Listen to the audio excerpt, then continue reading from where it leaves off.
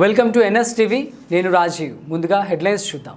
రాష్ట్రంలో triple engine సర్కార్ నడుస్తుందని, చరిత్రలో కనీవిని ఎరుగని రీతిలో ప్రధాని మోదీ, ముఖ్యమంత్రి చంద్రబాబు, ఉప ముఖ్యమంత్రి పవన్ కళ్యాణ్ల నేతృత్వంలోని కూటమి ప్రభుత్వం రాష్ట్రాన్ని అభివృద్ధి దిశగా పరుగులు పెట్టిస్తుందని కొత్తపేట ఎమ్మెల్యే బండారు సత్యానందరావు అన్నారు.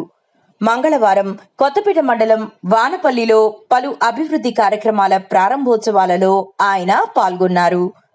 10 కోట్ల రూపాయలతో వివిధ అభివృద్ధి పనులను ప్రారంభించడంతో పాటు RDS స్కీమ్ ద్వారా వానపల్లి గ్రామానికి 24 గంటలు నిరంతర విద్యుత్ సౌకర్యం కల్పించే 3,50,00,000 రూపాయలతో పనులను ప్రారంభించామన్నారు.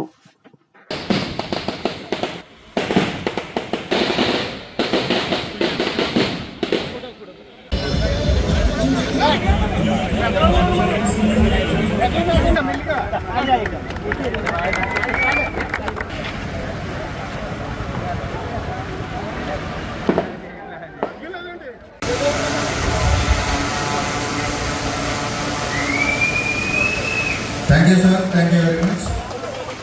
స్వర్ణ వానపల్లి అనేది ఒక గొప్ప అద్భుతమైన ప్రాజెక్టు. గౌరవ ముఖ్యమంత్రి శ్రీ నారా చంద్రబాబు నాయుడు గారి చేతుల మీదుగా ఆవిర్భవించినటువంటి ఒక గొప్ప కాన్సెప్ట్ అది. తొలిసారిగా 15,366 గ్రామాల్లో గ్రామ సభ ప్రారంభం అయితే గౌరవ ముఖ్యమంత్రి గారి చేతుల మీదుగా అది ప్రారంభోత్సవం అనుభవించినటువంటి అదృష్టాన్ని మనం పొందాం. మన వానపల్లి వాడు ఎక్కించేద్దాం, నేను దింపేద్దాం అంటే పోయేది మనం. ఒక ఎన్ని ముద్దులు పెడుతున్నాడు, మన రోడ్ల తిరుగుతున్నాడు. ఒక్క ఛాన్స్ అన్నాడు కదా, ఒక్క ఛాన్స్ ఇచ్చారు. ఒక్క ఛాన్స్ ఎంత గొప్ప తీస్తుందని మనం అనుకున్నావా? ఒక్క ఛాన్స్ రాష్ట్రం ఇన్ని విధాలు నష్టపోతుందని మనం అనుకున్నావా? తీసుకెళ్ళింది మన రాష్ట్రాన్ని. ఆ ఒక్క ఛాన్సే రాష్ట్రం అధోగతి పాలయ్యింది. దాని దృష్టిలో దాని మళ్ళా అదొక చరిత్ర, అదొక పీడకల. జగన్మోహన్ రెడ్డి పాలన, వైసీపీ పాలన అదొక మర్చిపోలేనటువంటి చేదు అనుభవం. దానిని మళ్ళా ఎవరైనా కోరుకుంటే మననే నాశనం చేసుకుంటున్నట్టు ఆలోచించుకోవాల్సిన అవసరం ఉంది. పొరపాటున కూడా ఏమరిపితే ఆ ఏమరిపు మనం నాశనం చేస్తుంది. అదే ఒక అవకాశం. ఒక్క పోలవరం ప్రాజెక్టు పూర్తయినా, అమరావతి రాజధాని పూర్తయినా ప్రజలందరికీ కూడా ఎంతో మేలు కలుగుతుంది, ఆదాయం పెరుగుతుంది. రాష్ట్రానికి ఆదాయం వస్తే ఆ ఆదాయం ఎవరికి వెళ్తుంది? ప్రజలకు వెళ్తుంది. ఆ ఆదాయం ప్రజలకు మంచి పెడతారు. ఏదో పథకాల రూపంలో, ఏదో పనుల రూపంలో, సంక్షేమము, అభివృద్ధి, ప్రభుత్వానికి ఆదాయం వస్తే ప్రజలు బాగుపడతారు, ప్రజలకి మంచి జరుగుతుంది. దానికోసమే రేపల్లో మన ముఖ్యమంత్రి చంద్రబాబు నాయుడు గారు, ఉప ముఖ్యమంత్రి పవన్ కళ్యాణ్ గారు, యువ నాయకుడు నారా లోకేష్ బాబు గారు, ప్రధానమంత్రి మోడీ గారి యొక్క సహాయ సహకారంతో, కేంద్రం యొక్క సహాయ సహకారం కూడా మెండుగా మనకు అందిస్తూ ఉన్నారు. ఈనాడు ఈ రాష్ట్ర అభివృద్ధికి పునాదులు పడుతూ ఉన్నాయి, ప్రగతి వైపు నడుస్తూ ఉంది. మనందరం కూడా కొంతకాలం ఓపిక పట్టాలి.